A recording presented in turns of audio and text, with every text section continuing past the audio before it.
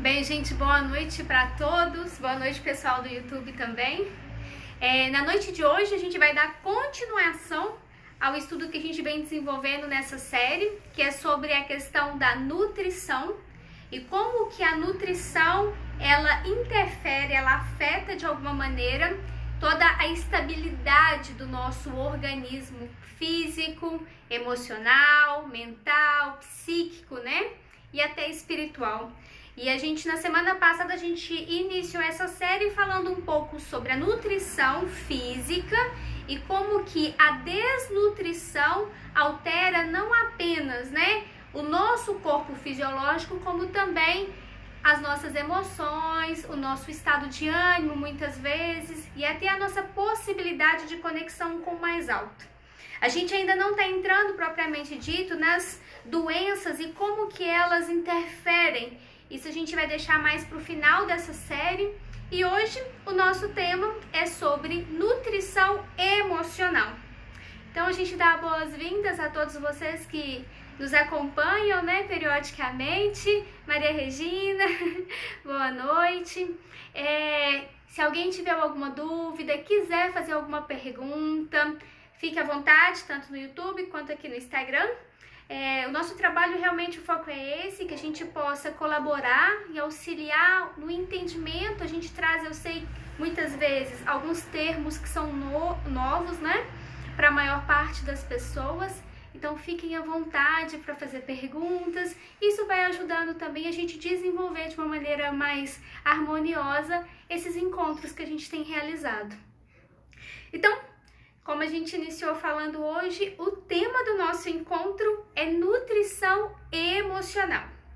E antes de entrar propriamente dito nesse tema, eu vou repetir o que eu falei na semana passada, porque muitas pessoas estão entrando agora, né, pela primeira vez acompanhando a gente, e talvez não entenda muito quando a gente fala de corpo físico, corpo emocional, corpo mental, e assim, tem algumas nomenclaturas que a gente utiliza e que pode ser estranho para algumas pessoas.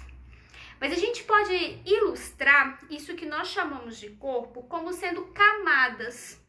Camadas que às vezes são tangíveis e visíveis aos nossos olhos, ao nosso tato, e camadas que às vezes não são tão perceptíveis para a maioria das pessoas, o que não significa que algumas pessoas não consigam ver. Então, por exemplo, nós temos o nosso corpo físico, que é essa parte mais palpável, que todo mundo consegue enxergar. Se a gente pegasse uma analogia de uma cebola, é como se esse corpo físico fosse aquela casca mais escura, aquele envoltório mais grosso, que quando a gente desencarna, por exemplo, fica aqui. Assim como a gente retira a casca da cebola e utiliza o que tem dentro da cebola, na verdade, nosso corpo físico também ele só serve como veículo para o desenvolvimento dos nossos outros corpos. Então, ele é um instrumento, muitas vezes a gente não tem utilizado ele como instrumento, a gente apenas deixa que as vontades e os desejos dele acabem se sobressaindo ao que nós realmente viemos fazer aqui, né? Que é utilizar esse veículo para aprender coisas que elevem a nossa moral, que nos elevem espiritualmente. Mas bem, voltando a essa analogia da cebola, pensem que, sendo esse corpo físico, essa casca da cebola, essa parte externa, a gente vai entrando, né, um pouco mais para dentro dessas camadas da cebola, a gente teria então essa outra camada, essa outra casquinha que tem ali, que seria o nosso corpo emocional. Os ensinamentos, né, eles dizem que o corpo emocional, ele deveria estar vinculado ao nosso corpo mental. Só que, infelizmente, nesse processo de desenvolvimento da humanidade, lá quando a gente ainda estava no período da Atlântida, aconteceu que eles se separaram. Na verdade, eles não se fundiram, eles continuaram separados. O corpo emocional continuou se desenvolvendo de uma maneira e o corpo mental paralelo. Então, tem essa segunda camada que seria o corpo emocional e a terceira seria o corpo mental. Mas a gente precisa entender que além desses 3 corpos, que são os corpos mais superficiais, existem muitos outros, que não é o foco do nosso trabalho neste momento, mas que a gente pode estar desenvolvendo com vocês no futuro para poder explicar um pouco melhor essas terminologias que a gente utiliza, que muitas vezes elas têm base dentro da teosofia, né? Que são os ensinamentos que servem como base de nossa espiritualidade hoje em dia. Então, para entender um pouco melhor esse corpo emocional, a gente pode perceber que ele emana algumas vibrações que a gente chama de sentimentos. Então, esse corpo emocional é aquele que é responsável pelos nossos sentimentos, pelos nossos desejos, pelas nossas paixões, pelas nossas aspirações. Quando a gente deseja algo, a gente deseja com o corpo emocional, por mais que esse algo esteja aqui fixo na nossa cabeça. A gente está pensando naquilo que a gente deseja, só que é o nosso corpo emocional que manifesta essa energia. O nosso corpo material, ele é o corpo muito fácil, é o corpo que a gente mais presta atenção. A gente vê, né, desde de uma mulher grávida, com a barriga dela crescendo, a gente consegue ver muito nítido as transformações materiais, né, do bebê que nasce. Ele, a cada dia que passa, a gente vê aquela criança crescendo, aquela criança desenvolvendo, fazendo coisas que não fazia, né?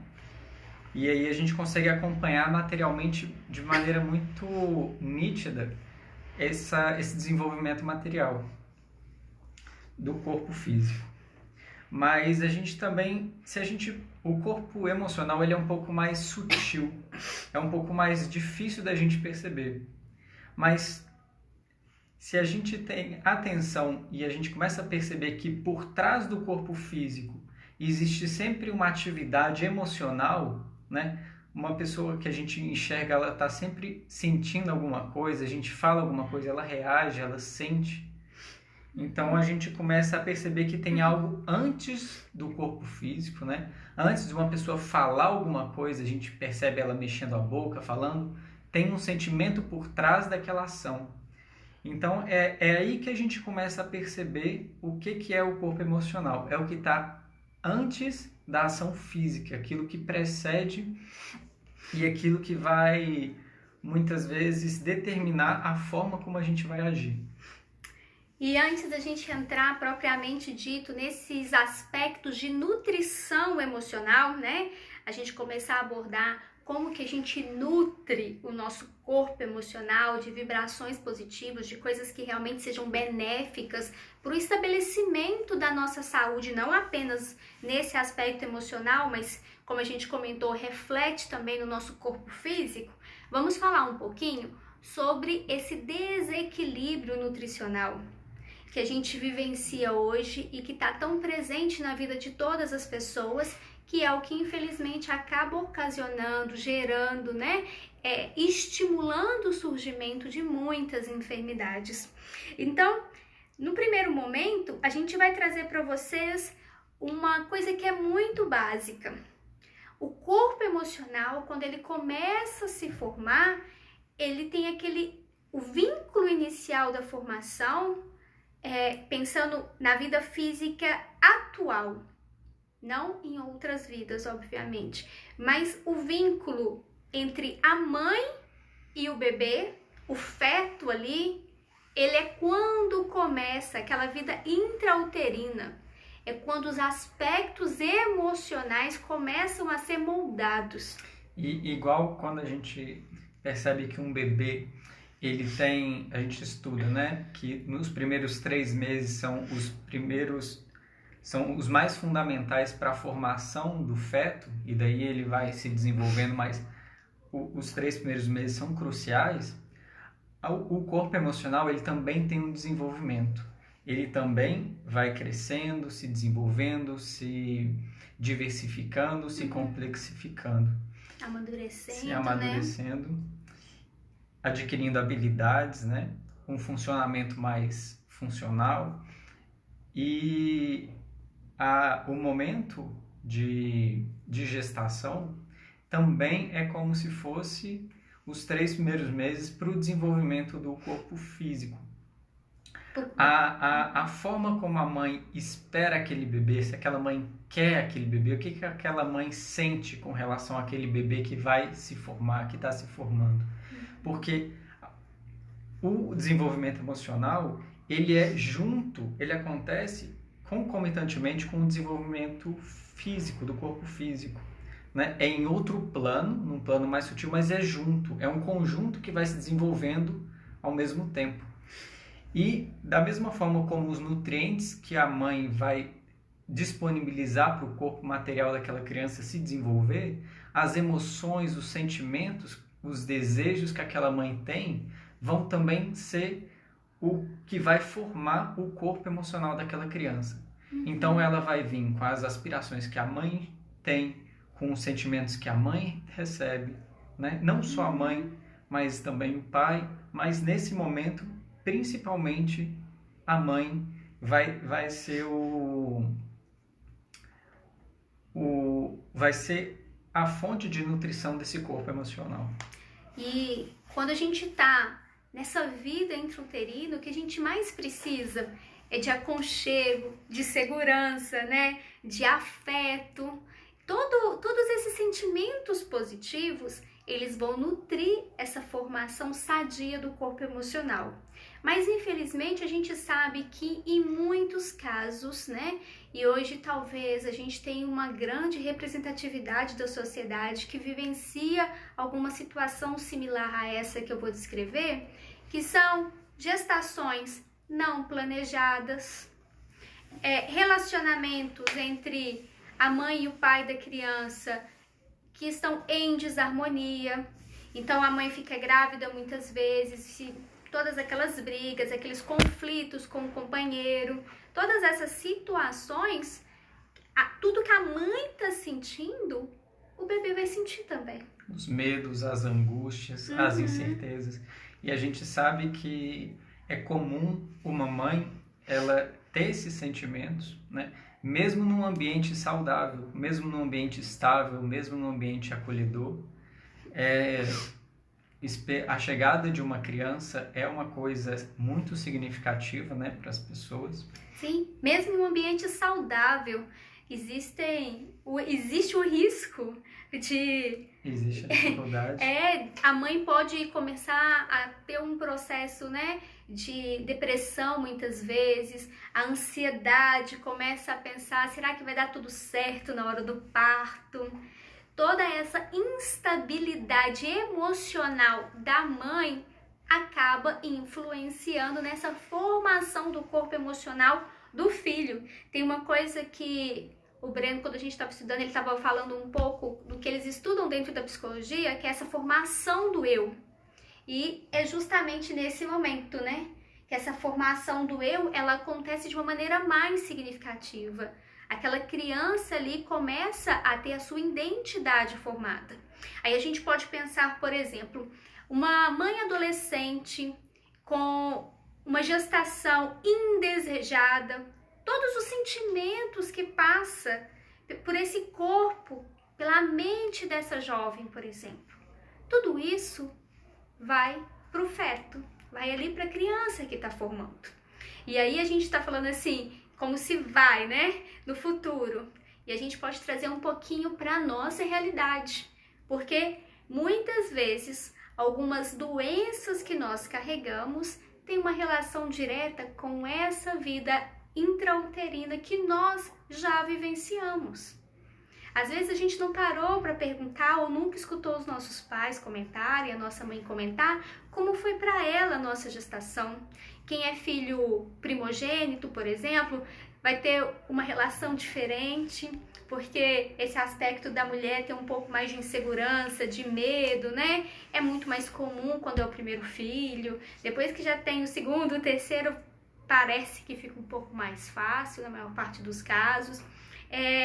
como que eram as condições financeiras daquela família quando nós viemos. A família realmente estava preparada para receber? Como que era a estrutura familiar, esse vínculo afetivo entre os nossos pais, entre a nossa mãe, entre o nosso pai, entre esses seres que colaboraram para a nossa vinda. Quando a gente começa a estudar um pouco mais a fundo e a tentar compreender o porquê agimos de determinada forma frente a algumas situações, se a gente procura, escava um pouco mais, a gente pode chegar num problema, num trauma nesse período intrauterino, que muitas vezes acaba sendo o desencadeador de situações que vão perdurando ao longo de toda a nossa existência se a gente não para dar atenção, se a gente não cura esse aspecto, A gente, quando pensa nesse vínculo mãe e filho, a gente poderia ter como analogia a ideia de que, para o filho, a mãe é o porto seguro. É aquele local onde ele se sente amparado, ou que pelo menos deveria se sentir amparado, confortável, E que muitas vezes não é o que acontece. E aí a gente começa a ter a sensação de que muitas vezes insegurança. Algumas pessoas podem se sentir ao longo da vida como se fossem um fardo, algo que é indesejado, e em qualquer situação que ela se encontre, Tem algumas pessoas que muitas vezes nos procuram falando que tem muita dificuldade de relacionamento, que elas se sentem sempre como se atraíssem por um relacionamento afetivo, como se elas atraíssem a maçã podre do cesto. E sempre os relacionamentos não vão para frente porque se envolvem com pessoas que não têm, alguns aspectos morais já desenvolvidos e que sempre dá problema. E se a gente pega um pouco da trajetória dessa pessoa, talvez a gente encontre um padrão que está sendo repetido, porque ao longo da vida dela, ela, por conta desse vínculo emocional com esse laço materno, pode estar repetindo aquilo que a mãe dela também já fez ao longo da vida, sem nem se dar conta, sem nem perceber. Que é algo que a constelação sistêmica, a constelação familiar, trabalha e atua muito bem, E aí, um pouco agora falando sobre essa questão do vínculo com o pai, que também é um dos pilares da construção desse nosso corpo emocional, À medida que o nosso corpo emocional vai se formando junto com o nosso corpo físico, dentro mesmo da nossa mãe, assim como o nosso corpo físico é formado dos nutrientes ou da falta dos nutrientes que a gente vai receber do corpo material da nossa mãe, o nosso corpo emocional também vai ser formado de tudo aquelas qualidades boas, aqueles sentimentos bons, e os sentimentos não tão positivos que a nossa mãe também carrega dentro de si, com toda a influência emocional dela, positiva e negativa, vai ser usada na construção desse corpo emocional dessa criança. E para dar um exemplo, para ficar um pouco mais claro, vamos supor que uma mulher fica grávida, uma mulher adolescente, com um relacionamento talvez não tão estável, e essa passa pela cabeça dessa mulher de abortar, ou ela tem frequentemente sentimentos de insegurança, sentimentos de medo, sentimentos de talvez sentir que o companheiro a abandone se ela levasse a gestação mais para frente. Então, provavelmente, o desenvolvimento dessa criança, emocionalmente, vai ter uma carga de rejeição muito grande. E uma carga de rejeição, ela pode desencadear vários comportamentos. Comportamentos, muitas vezes, pode desencadear uma ampla possibilidade de comportamentos. Por exemplo, uma criança rejeitada, ela pode ser uma criança isolada, uma criança que se contém, porque cada vez que ela se manifesta, ela sente que ela pode ser rejeitada e que ela pode ser abandonada, e todo aquele desconforto emocional que ela tem dentro dela é ativado. Então ela sempre se retrai e ela se esconde. Isso é um extremo. Pode ser A gente pode chegar uma pessoa mais introspectiva, né? Uma pessoa introspectiva que se fecha, que se isola. Mas esse comportamento, vindo também de um sentimento emocional de rejeição, pode se tornar um comportamento extremamente agressivo, um comportamento extremamente extrovertido, um comportamento de eu sou rejeitado, então eu preciso de atenção, então eu vou fazer qualquer coisa e o meu comportamento e as minhas atitudes vão ser voltadas para aquilo que eu conseguir mais atenção possível. Então, pode se tornar uma pessoa extremamente agressiva, extremamente manipuladora, extremamente briguenta na escola. Uma criança que chama a atenção, uma criança hipocondríaca, uma criança... A gente até falou sobre isso numa live. Tenta ser o líder o tempo todo, que queira aparecer o tempo todo, uma criança que queira ser o centro das atenções o tempo todo. Isso descreve muito o que a gente comentou numa live algumas semanas para trás, que a gente fez uma live especial sobre TDAH, porque a gente recebeu uma demanda maior, né, ao longo daquela semana sobre esse assunto. Então a gente trouxe justo isso. Muitas vezes esse transtorno de déficit de atenção e a hiperatividade tem uma relação direta com esse sentimento de rejeição que pode ter acontecido ali no início da vida intrauterina ou até mesmo depois de nascer. Porque às vezes, não, eu quero ter filho, não sei o quê, mas, vamos ter filho então. Aí o filho nasce, mas o pai trabalha de 8 às 8 da noite, né, porque tem que sustentar, a mãe também trabalha o dia inteiro, quando chegam em casa estão super cansados e não dão atenção para a criança. Que geralmente a criança chora, a criança demanda. Geralmente a criança fica com uma outra pessoa e esse outro ser, que é o cuidador, não é o pai e a mãe. Então, os primeiros laços que a gente desenvolve é com o pai e com a mãe. E se a gente sente essa rejeição, essa não presença dos dois na nossa vida, principalmente nesse período tão tenro assim, a gente com certeza vai desenvolver algum tipo de sintoma, ou para esse lado, né, mais extrovertido, que seria como um déficit de atenção, hiperatividade, por exemplo, e também o introvertido, que pode entrar também nesse aspecto, né, do TDAH. Então a gente consegue perceber uma complexidade muito grande de comportamentos que podem ter a origem em uma disfunção ou em um ponto emocional doloroso, conturbado, que a pessoa carrega. Sim.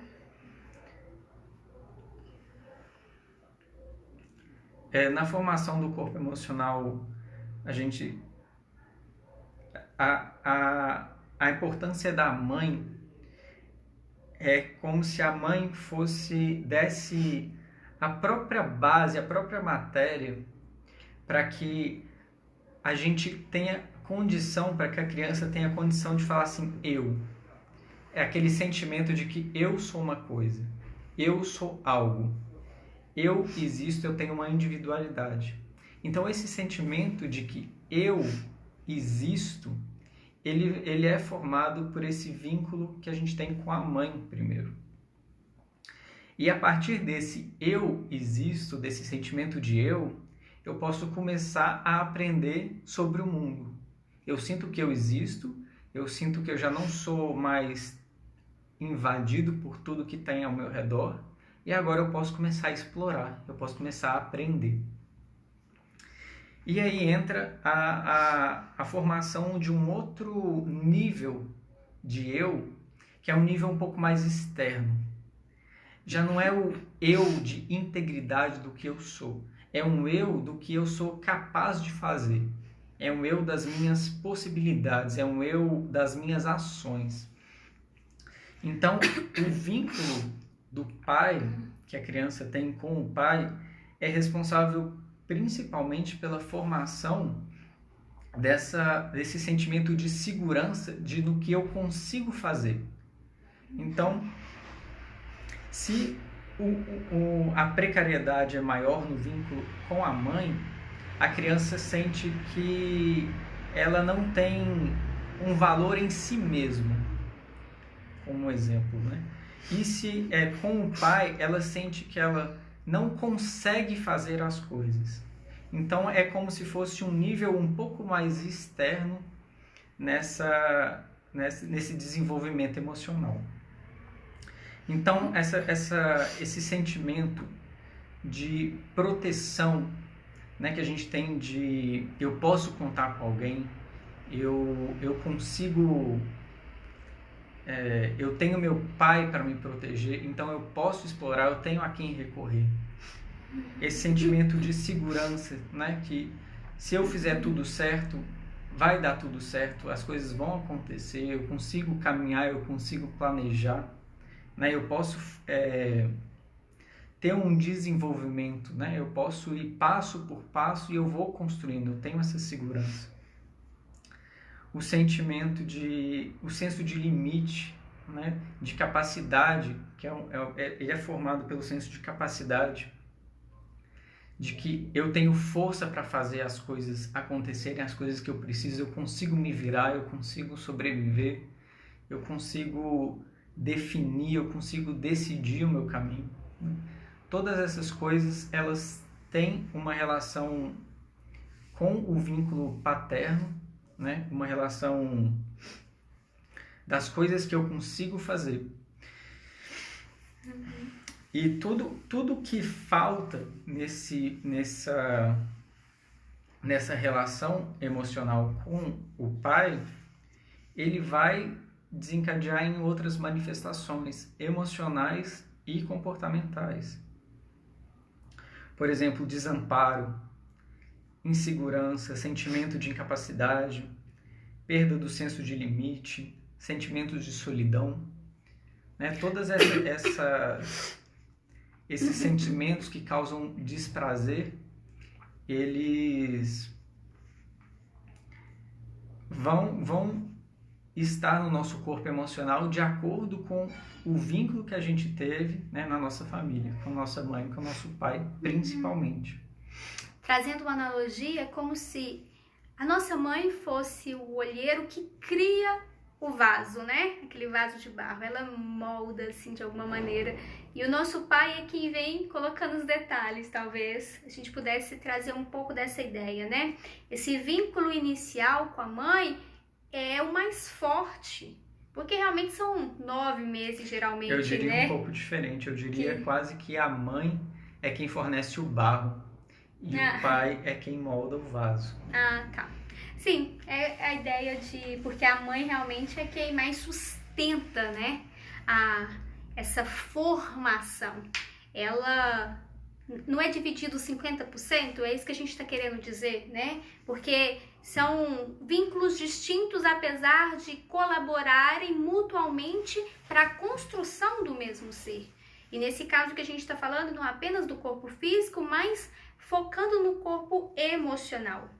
Então, quando esses vínculos, eles não acontecem de uma maneira equilibrada, de uma maneira harmoniosa, infelizmente a gente sabe que na nossa sociedade estarem preparados, né, os casais estarem realmente preparados para assumir a responsabilidade na educação, no desenvolvimento de uma criança, tá quase que escasso.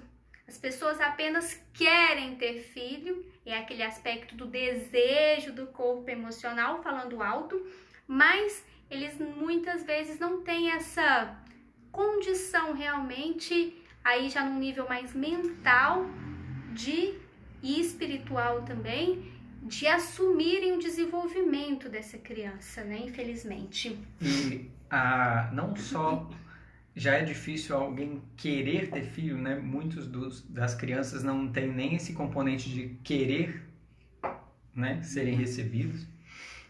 Mas quando a criança tem os pais que a querem, tem um outro nível de pergunta, que é quanto, né, os pais querem, ou os pais querem para suprir uma falta que está na família, né, a relação deles não está mais tão boa e eles estão querendo alguma coisa que dê uma forcinha na relação, né? Talvez eles estejam entediados com a vida que eles estão levando e eles querem uma criança para ajudar nesse passar o tempo, né, para a vida não ser tão monótona. Às vezes tem filho só pela pressão da sociedade. Ah, mas vocês já estão casados há 10 anos, vocês não vão ter filho, não? Então, você tem algum problema para engravidar? A gente escuta muito essas perguntas por aí. Sim.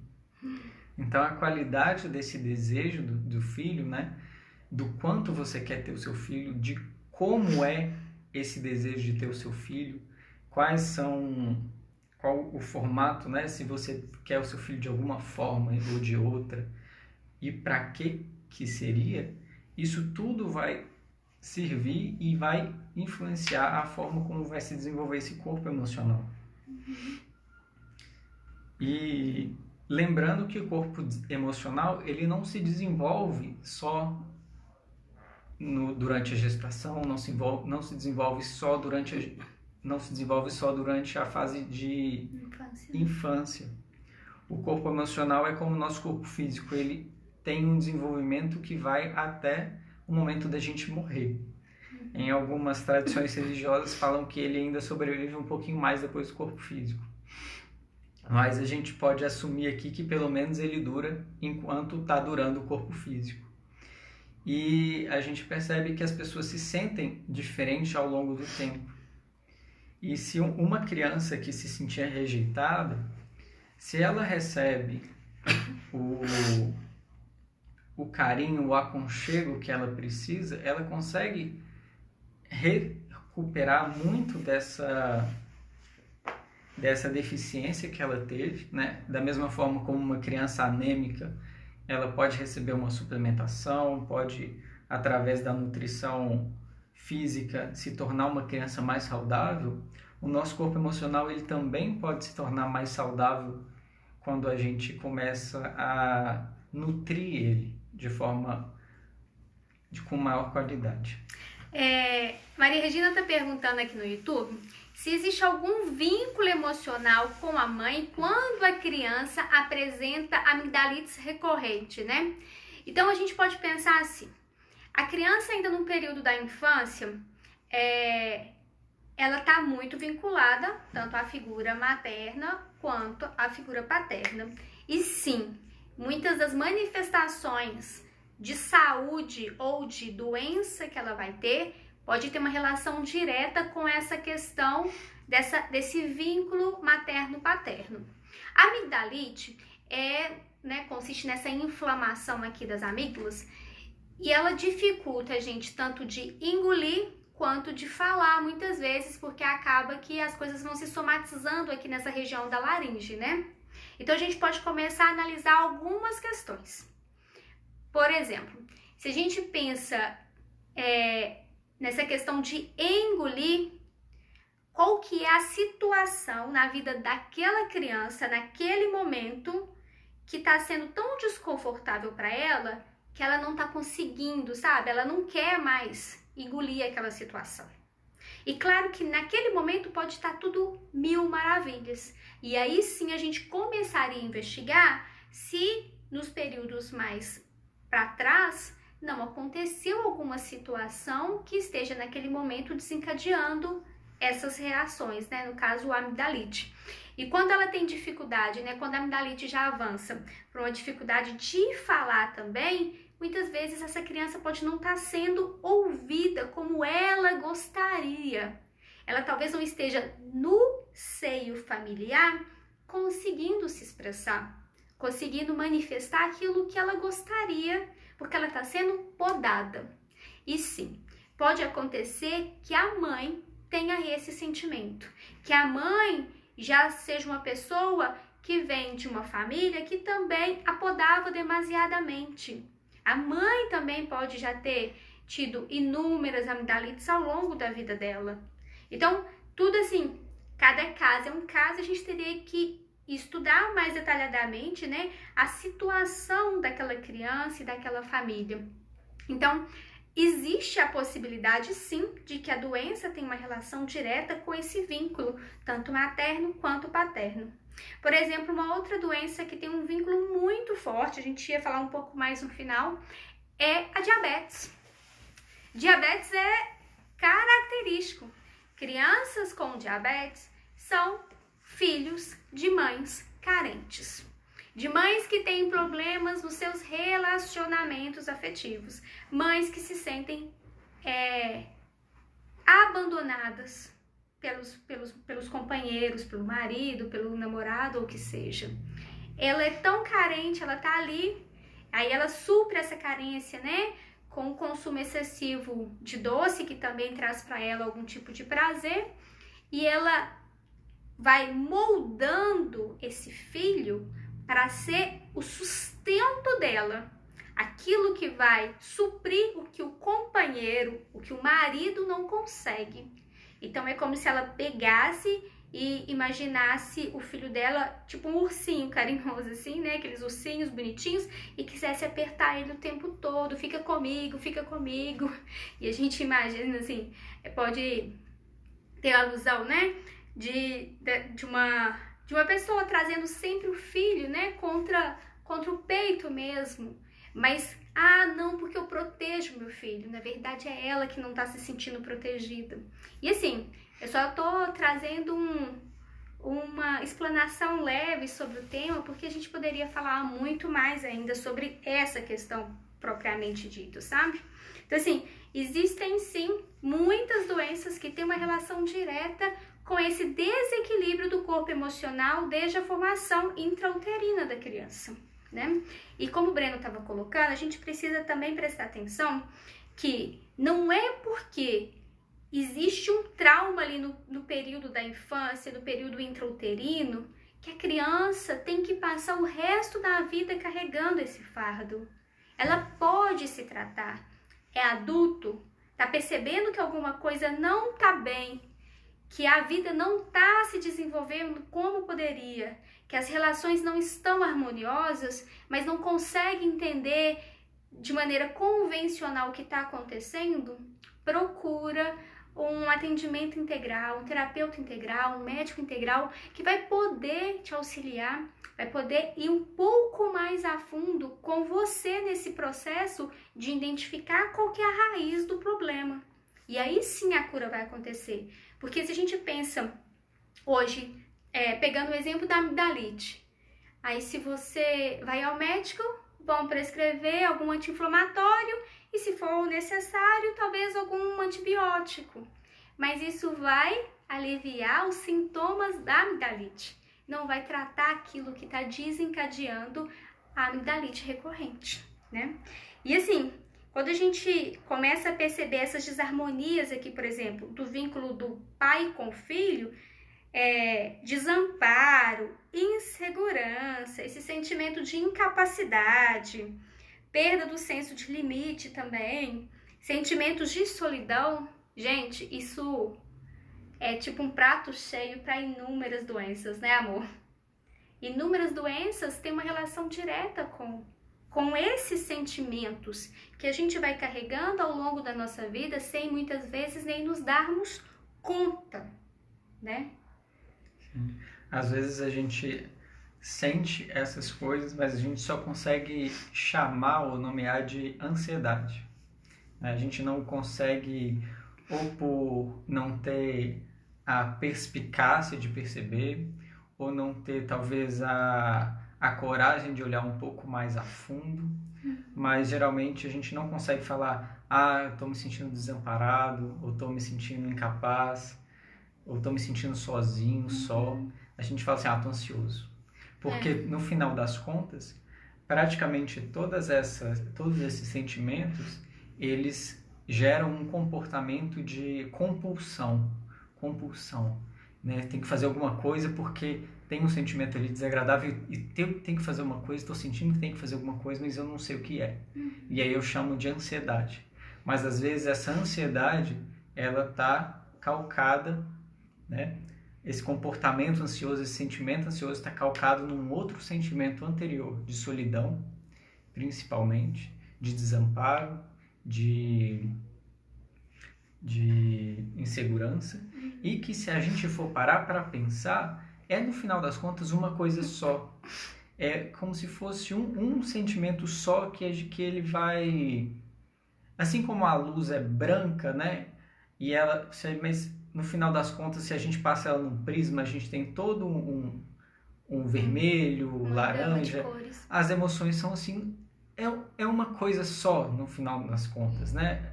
Tem uma unidade ali que ela tem algumas manifestações, uma hora muda de cor, outra hora é um pouco mais assim, sabe? Tem uma manifestação, mas é sempre uma coisa única, né? Esse corpo emocional, ele é sempre uma unidade e que essa desnutrição que vem junto, né? Não tem quem não tenha solidão e não sinta desamparo. Não tem quem não tenha desamparo e não sinta insegurança. Então, essas coisas são um conjunto inseparável, que está sempre ali e que a gente cuida nutrindo. E uma coisa que é importante a gente estar atento é que não necessariamente a gente vai apresentar esses sintomas o tempo todo ao longo da nossa vida. Mas como eles estão presentes ali, porque eles não foram dissolvidos, né? Eles não foram harmonizados conscientemente, eles vão se manifestar. Quando alguma coisa acontece, algum problema, alguma dificuldade mais pontual acontece, aí passa uma semana, a gente já se sente um pouco mais rebaixado energeticamente e esses sentimentos de insegurança, o medo, tudo isso vem se somar àquela situação conflitante. E assim como a ansiedade que o Breno estava falando, a depressão, que já é talvez um pouco mais, um aspecto mais forte de tudo isso, é quando a pessoa está assim com o corpo emocional já tão saturado, tão cansado, que ela está meio que entregando as pontas. A depressão não é necessariamente uma doença do corpo emocional, mas ela acaba também se manifestando por conta de todos esses sentimentos negativos que ficaram ali acumulados ao longo da vida e que persistentemente estão sempre batendo na porta. E aí é aquela velha história, né? Água mole em pedra dura, tanto bate até que fura. Quando a gente não cuida do nosso corpo emocional e esses sentimentos, esses incômodos ficam batendo com frequência na porta, alguma coisa mais cedo ou mais tarde vai se desequilibrar.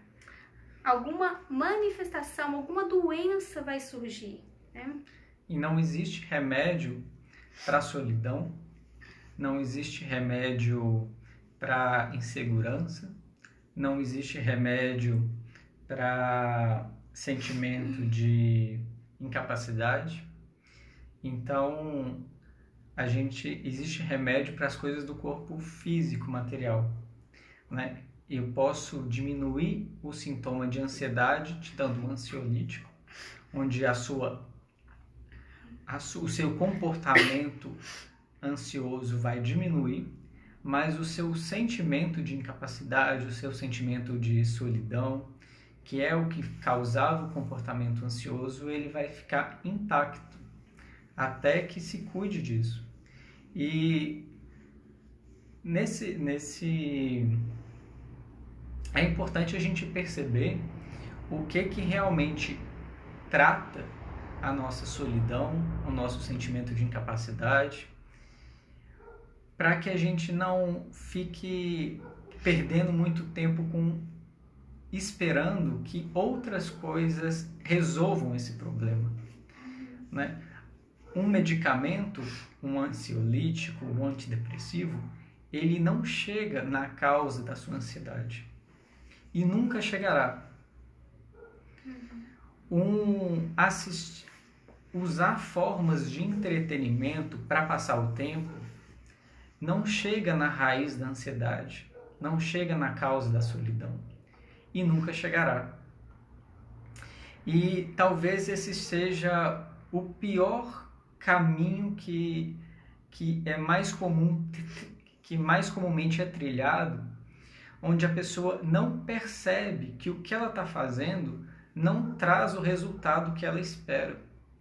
Então, às vezes, as pessoas se envolvem com entretenimento, ficam vendo novela, ficam vendo filme, ficam assistindo não sei o que, várias coisas, não pela arte em si, mas por entretenimento, para passar o tempo, achando que algum dia as coisas vão melhorar, mas é uma esperança tola. Tô tomando medicamento, não tá tão bom, vou trocar, vou mudar, já fui em 4 psiquiatras, já troquei a receita 7 vezes, mas ainda tem aquela esperança tola de que o sentimento de solidão vai ser tocado. Então, vai desaparecer, vai ser dissolvido, né? Então, cuidado para não tentar buscar a cura, o tratamento, em lugares onde essa cura não está, onde ela não chega. Tudo isso que o Breno está citando são apenas instrumentos paliativos diante do que realmente é a causa, né, da doença. Então, tanto os medicamentos, os ansiolíticos, antidepressivos, como utilizarmos de recurso de distração da mente para tentar amenizar um pouco, né, essa sobrecarga emocional, todo esse desconforto, esse desequilíbrio emocional, e como exemplos, não resolve o problema. Como exemplos da distração da mente, entra esporte excessivo, entram assistir séries excessivas, assistir atividades compulsivas, né? Isso do esporte me fez lembrar um exemplo. Talvez vocês conheçam pessoas assim também. A gente conhece algumas pessoas que são dessas pessoas que vão para academia com frequência, que tem aquele corpo todo sarado, né? Aqueles braços enormes, mas se tiver que resolver um problema, não consegue, porque elas não têm esse corpo emocional equilibrado. Muitas vezes, se alguém passar mal na frente delas, talvez elas passem mal junto. Elas não conseguem ligar para o SAMU e pedir auxílio, sabe? Porque elas não estão realmente, elas não desenvolveram esse aspecto. Elas vão ficar tão nervosas, tão ansiosas diante daquela situação. Por exemplo, alguém começa a infartar, ou tem um AVC, uma epilepsia, que é algo mais visível, assim. Eles vão passar mal também. E a gente conhece algumas pessoas que que são bem parecidos assim com essa realidade, sabe? Talvez vocês também conheçam alguém. Só falando um pouquinho mais pra gente não perder uma coisa aqui, que é sobre a questão das crianças, aproveitando a pergunta que Maria Regina fez sobre a amidalite na infância, que a gente precisa tomar muito cuidado, que as nossas crianças, né, todas as crianças, elas são esponjas. Então, o ambiente em que elas estão inseridas não apenas vai moldar o comportamento delas físico, como também esse equilíbrio, esse estado emocional, equilibrado ou desequilibrado, claro, né? Então, a gente precisa tomar muito cuidado com o que a gente permite que as crianças escutem dentro de casa, que as crianças assistem dentro de casa, né? Com o que é permitido para elas na escola também. Tô me recordando agora, lembro de uma palestra que a gente assistiu da professora Lucilena Galvão. Ela comentou o seguinte: a professora Lucilena Galvão é uma filósofa muito famosa aqui no Brasil, né? Ela tem um trabalho excepcional. E aí ela comentou que certa vez ela recebeu uma mensagem da escola dizendo que as crianças iam participar de uma atividade cultural e que as mães precisavam providenciar uma roupinha, que era uma roupa, uma sainha curta com um topper, porque as crianças iam, na ocasião, dançar uma música que, se eu não me engano, era de uma banda de axé que talvez nem exista mais. E aí ela foi à escola e tentou explicar para a professora, para a coordenadora lá da escola, que ela não ia deixar a filha dela participar daquilo. Porque ela, como educadora também, sabia o quanto aquilo que, entre aspas, parece uma coisa simples, lúdica, sabe? É uma coisa inocente, ela só vai dançar uma musiquinha e toda criança rebola, não tem nada demais, né? Ela falou assim, não, eu não quero que a minha filha se vincule a esse tipo de situação. Eu não quero que ela aprenda que ficar de saia curta e rebolando, mostrando o bumbum para as pessoas verem é uma coisa normal, é uma coisa aceitável. E aí, por fim, né, a coordenadora da escola falou assim que ela estava criando a filha dela dentro de uma bolha. Ela disse assim, prefiro criar minha filha dentro de uma bolha do que fazer com que ela acredite que isso é o correto a ser feito quando não é. Então é muito importante que a gente esteja um pouco mais atento com as crianças que fazem parte da nossa família, do nosso dia a dia também. A gente pode auxiliar mesmo não sendo os nossos filhos.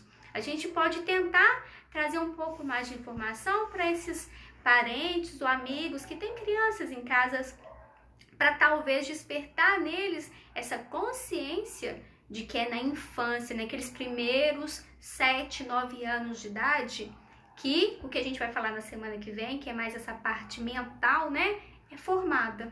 E junto com ela também esse corpo emocional tá ali sendo moldado. E como sendo esponja, né, a criança, ela pega tudo muito fácil, gente. Ela pega tudo no ar. Então a gente precisa tomar realmente muito cuidado mesmo. Só mais um exemplo que eu lembrei aqui de dar. Por exemplo, eu conheço um caso que uma pessoa hoje, ela já é uma adulta, a gente já vem acompanhando o caso há algum tempo. Ela tem muita dificuldade de permanecer no emprego. É uma pessoa formada, por exemplo, ela tem nível superior, mas ela não consegue trabalhar, ela não consegue se expressar bem no ambiente de trabalho, ela se sente extremamente insegura o tempo todo.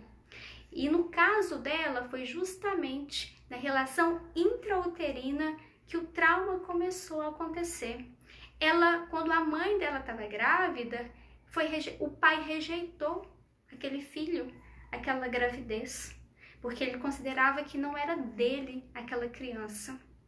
E aí, quando a criança nasceu, ele também não queria aquele vínculo, nunca foi afetuoso com a filha, e todo esse laço que deveria trazer para a criança conforto, segurança, afeto, né? Foi o oposto disso.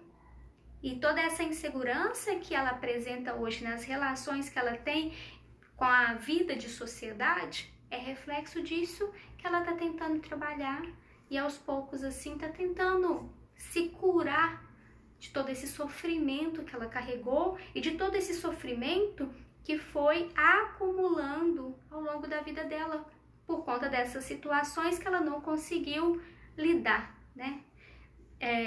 Por conta dessa bagagem que ela já carregava. Bem, vai falar mais alguma coisa? Você falar? Voltando no exemplo da Lúcia Helena Galvão, da escola, só para falar como é delicado as coisas que geralmente a gente coloca como banais e sem importância. Vou fazer um exemplo bem hipotético. Uma talvez uma não, mas uma grande parte daquelas crianças que vão participar daquela dança, a gente pode assumir que não tem um corpo emocional 100%, né? Vamos admitir que vários ali tenham muito medo, ansiedade, tenham todas essas coisas comuns, né? Não são coisas de outro mundo, não. E elas colocam a roupinha e no final do espetáculo elas recebem uma chuva de aplausos que elas não estavam acostumadas, né?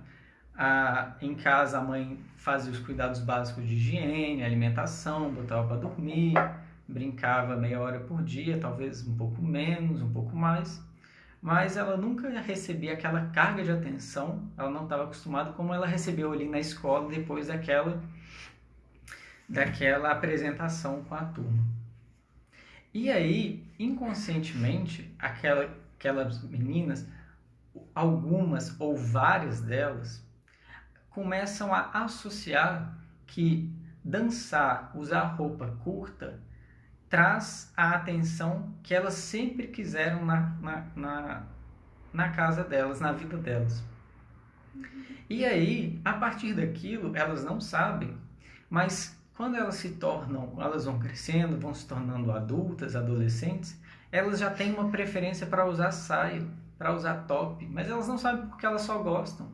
Se você fala assim, minha filha, você vai usar com essa roupa, vai sair com essa roupa? Ah, mãe, eu gosto. Tá usando. Mas ela não sabe. Não necessariamente ela gosta da roupa, dela, né? Tá calcado. Ela gosta da sensação de atenção que ela recebe quando tá com aquela roupa. E por mais que isso seja pequeno e que seja um detalhe, provavelmente as pessoas que ela vai atrair usando aquele tipo de roupa e tendo aquele tipo de comportamento são pessoas específicas que são atraídas por aquele tipo de roupa e aquele tipo de comportamento e que vão formar a partir dali relacionamentos também específicos. Talvez muitos deles baseados mais na sensação e no desejo material do que no interesse por essa própria pessoa, por essa própria adolescente. E talvez a partir daí surja uma gravidez ou surja uma outra criança que veio em todo um contexto adoecido, mas que ninguém prestou atenção de como era importante, como uma apresentação na escola pode causar um desastre para toda a vida de uma pessoa. E assim, é um ciclo que pode ficar perpetuando por gerações. E como é uma coisa normal no sentido estatístico de que várias pessoas compartilham o mesmo comportamento, aquilo se torna imperceptível, né? Se torna não uma boa prática, mas a prática comum, que é o que todo mundo faz e que não tem problema nenhum, porque todo mundo faz. Sim, porque a roupa em si não é o problema. O problema é quando ela está usando essa roupa por conta de um sentimento ali que está faltando, né? Um desequilíbrio emocional na sua vida e ela não percebe. E ela apenas vai se nutrindo dessas falsas atenções, né, que ela vai recebendo. Eu tô chamando de falsa porque na verdade não é uma nutrição de verdade. Então, são sentimentos apenas que ela vai recebendo, né, são vibrações que ela vai recebendo de outras pessoas e que de alguma maneira traz prazer para ela, traz prazer para esse corpo emocional, mas é um prazer falso, porque realmente não nutre aquele ser de verdade, emocionalmente falando.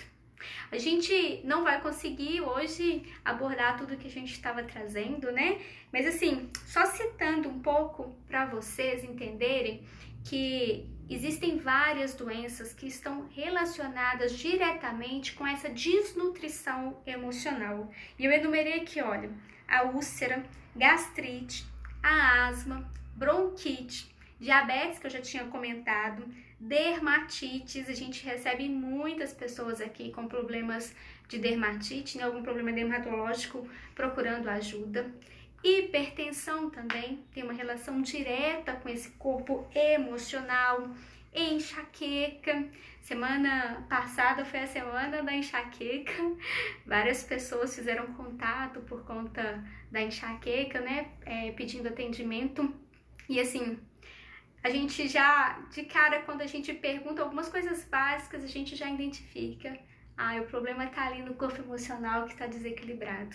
É dele que a gente está precisando cuidar um pouco mais, dar um pouco mais de atenção. Claro que a gente olha como um todo, a gente vai fortalecer o sistema fisiológico também, o corpo físico, material, né? Com algumas coisas que vai ajudá-lo a dissolver um pouco dessas intoxicações emocionais, de todos esses acúmulos aí que a gente vem ao longo da vida somando nos nossos corpos, e também a gente trata desse aspecto mental que está interligado com todo esse processo. E colocando o exemplo voltando com o exemplo da cebola e dos corpos, como se o corpo físico material fosse a casca mais externa da cebola e o corpo emocional fosse uma camada anterior ao corpo físico, a gente pode ter o adoecimento da camada externa, que é o nosso corpo físico, por agentes externos, né? Um fungo pousou ali, uma bactéria, um vírus, e ali começa a degradar aquele corpo físico, a casca externa da cebola. Mas a cebola pode apodrecer de dentro para fora, né? Todo mundo que tem cebola em casa já deve ter encontrado alguma cebola nesse estado. E vai perceber que na maior parte dos casos, o problema na cebola é de dentro para fora. Então, se tem algum desequilíbrio na camada mais interna, aquele desequilíbrio tende a passar para a camada mais externa. E é muito interessante essa analogia que o Breno está trazendo, porque às vezes a gente pega a cebola realmente aqui em casa, né?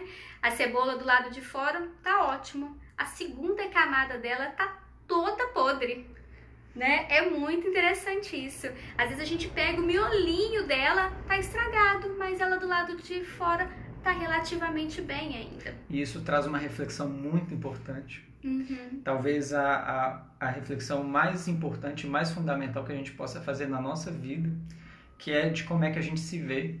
Se a gente se vê de dentro para fora ou se a gente se vê de fora para dentro.